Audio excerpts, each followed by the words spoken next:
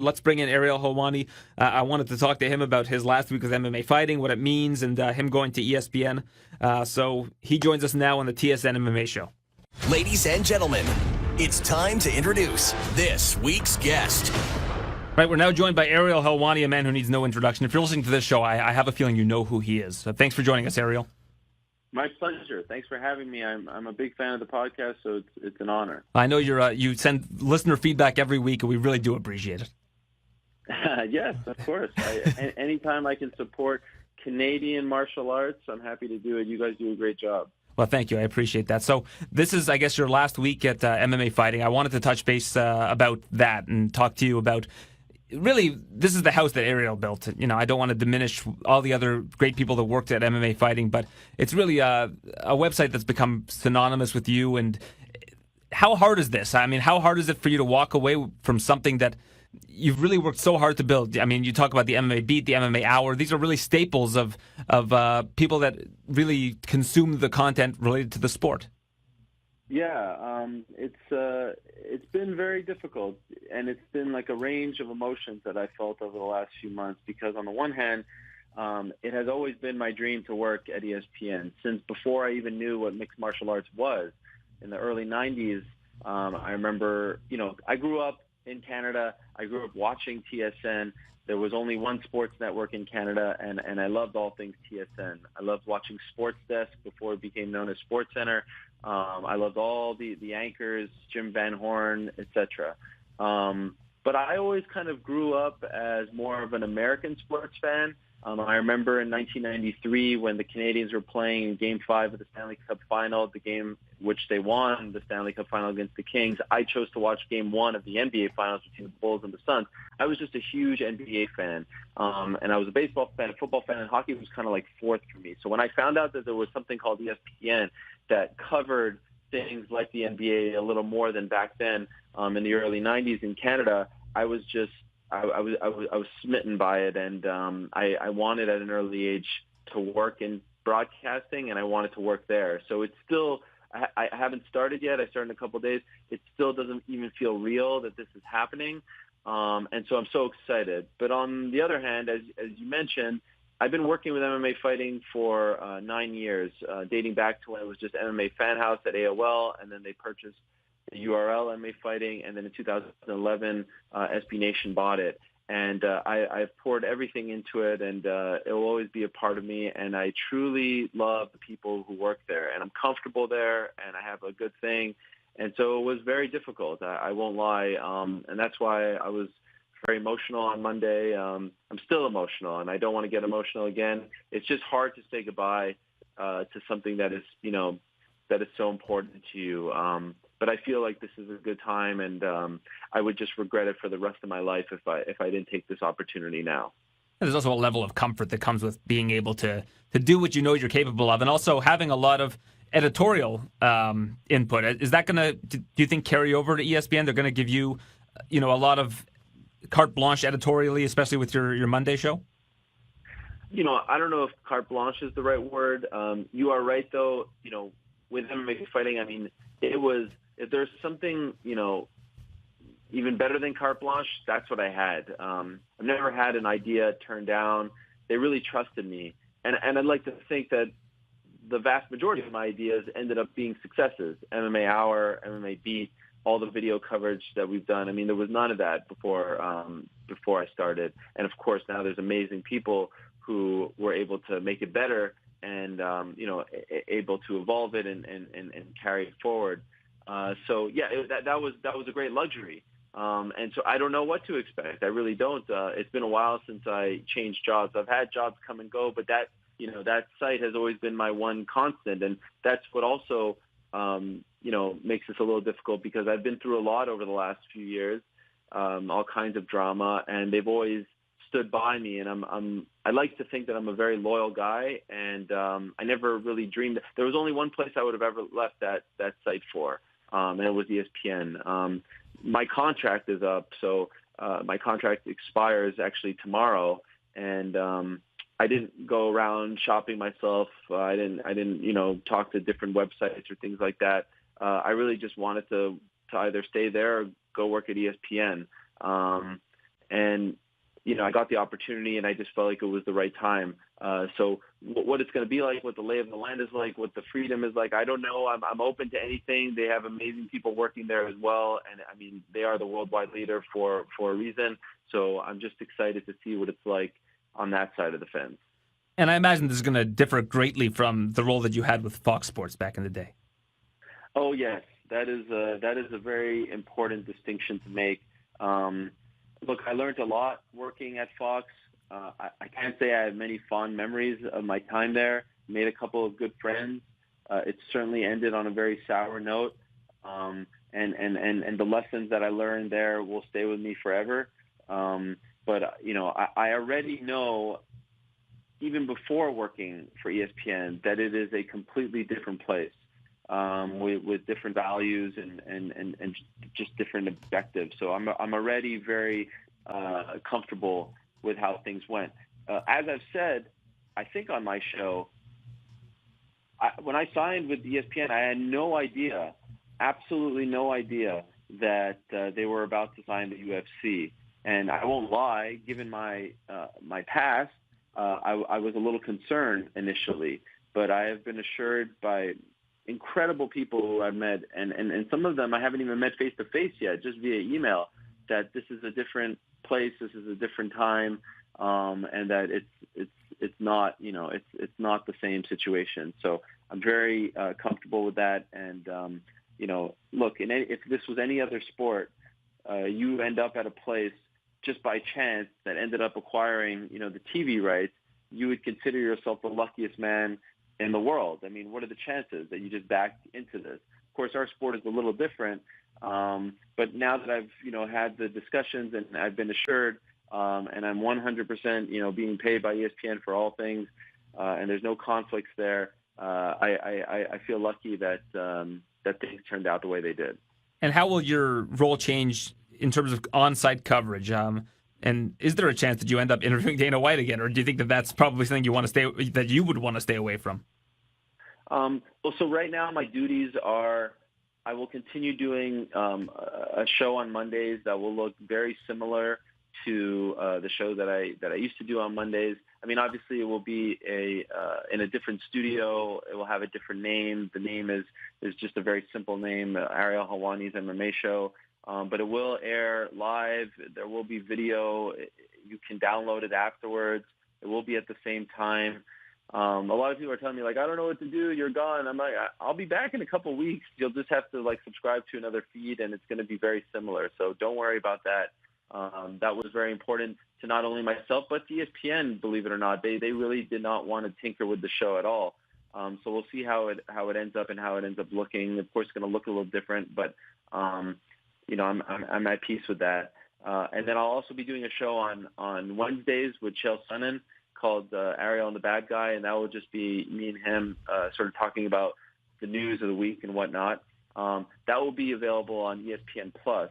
So for now, that's behind the sort of $4.99 paywall, and as of right now, I think that's only available in the United States. But again, I want to reiterate, the show on Monday is available to the world. I know a lot of people were concerned about that, and also, behind no paywall. It's the same thing as it is now. It's free. And then at the events, we'll be doing a pre-show, usually after the weigh-ins, and then a live post-show. I believe those will be on ESPN Plus, and there might be instances where there's coverage on digital or Sports Center, things like that. We will be interviewing people, winners, and things of that nature.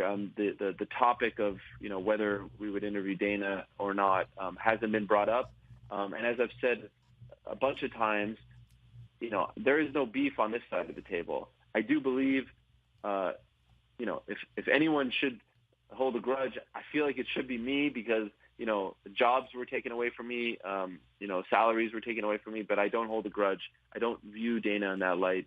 To me, he's the subject matter. He's a promoter. He's a very influential guy. And by the way, he's a guy who for many years did a lot of great things for me and gave me a lot of time and access. So I hold no grudge.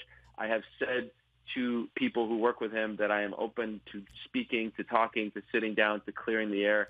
I think this is all just, maybe a misunderstanding, or, quite frankly, a little bit silly. Whether he's open to that or not now, I don't know. And I guess we're just going to cross that bridge. But, I haven't had a private conversation with him in over 2 years. And,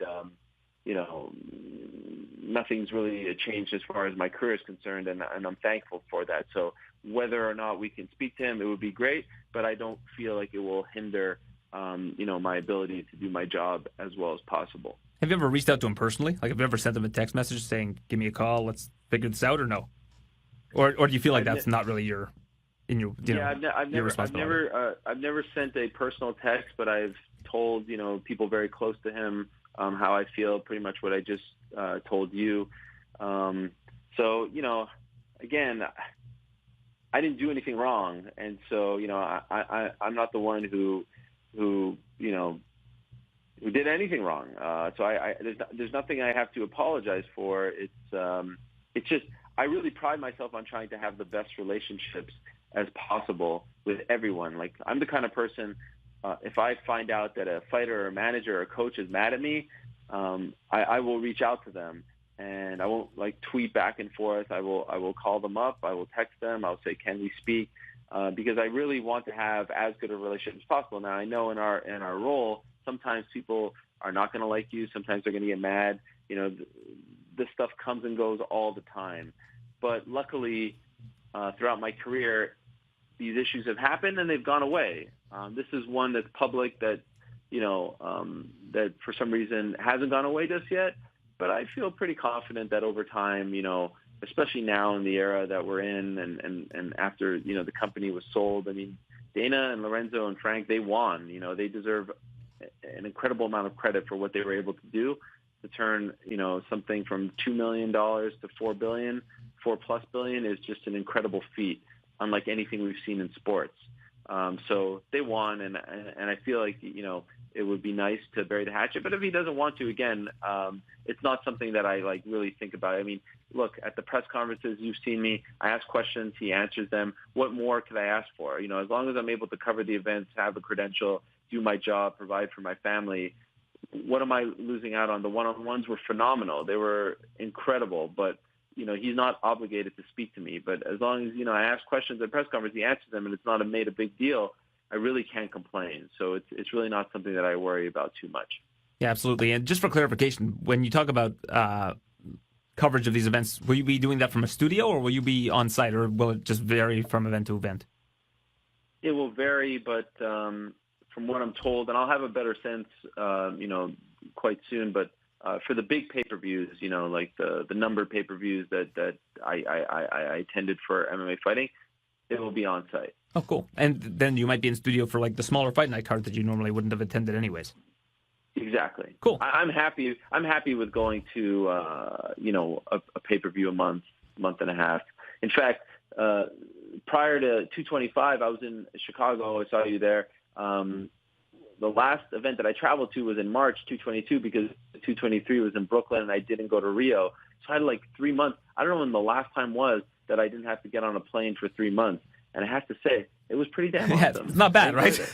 I'm in the same boat. I didn't go to 222. I went to 223. But, it was nice to be able to tell my wife, I'm going to be home February, March, April. Or February, April, May, or whatever. Yep. I enjoyed it. But, the big events, there's nothing like being there, right? And Saturday was the same. 226, same thing.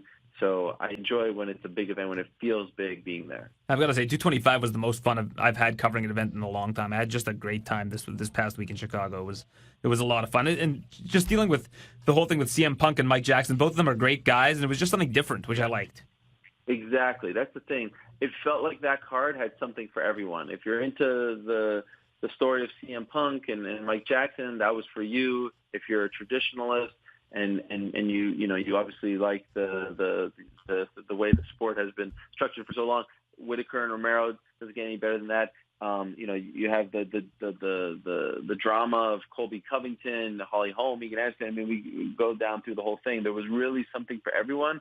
And then, of course, you have all the drama of Friday. Not something that I hope for, but as a journalist, it's good to be there to be able to report on that stuff and be on the scene. So it honestly felt like the whole week flew by. because I felt like there was so much going on every day. Yeah, I felt the same way. It seemed like a roller coaster. That's a good segue to what I want to ask you about next, which is the weigh-ins.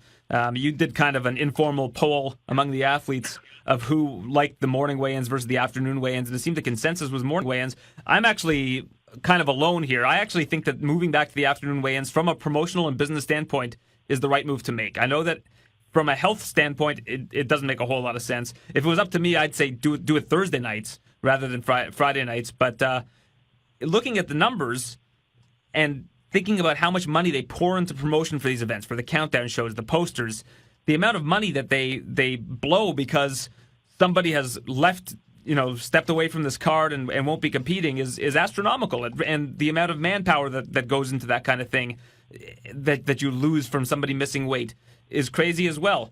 Am I onto something here? I mean, I don't really think that Dana's being forthright when he says all the different athletes like it at 4:00. But from a business standpoint, I think this is the right move.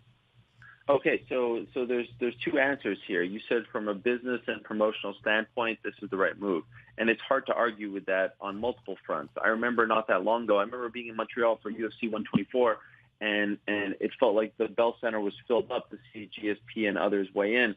Of course, I remember being at 189, 194 for those Conor fights, and literally 4/5 of the MGM Grand was full just to see those. There is intrigue. It is a spectacle. It is free.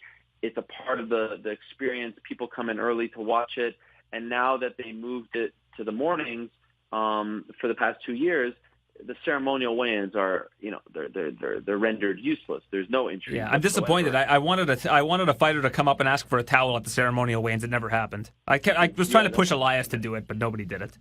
That would be fun. I don't even know why they have the scale there. I guess it's just for it's a prop. For a prop. But there's no commissioner there or anything like that. And so I get it.